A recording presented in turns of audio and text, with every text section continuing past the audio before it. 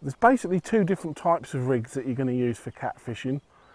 One that I would say is based on a predator style of fishing for live baits and dead baits, and one that's based on a more carp style of fishing. Now the first one that we'll look at is actually for the predator side, is the live bait one. Now this is known in the trade, so to speak, as a dumbbell rig, and it's probably for quite obvious reasons when you actually look at the mechanics of it.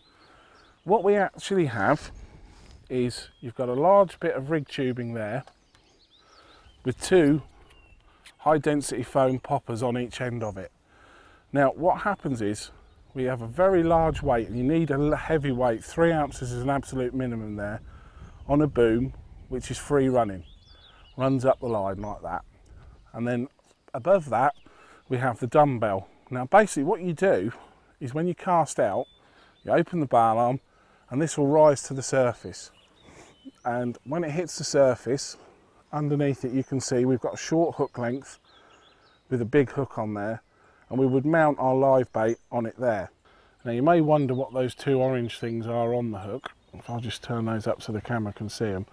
They're actually float bands, and what we do is I'll just show you how to hook up a bait now and why we use these.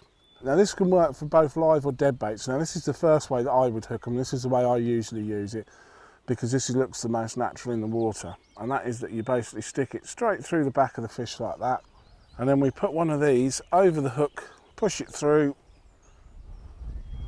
and that just stops the bait from working off and working itself off of the hook.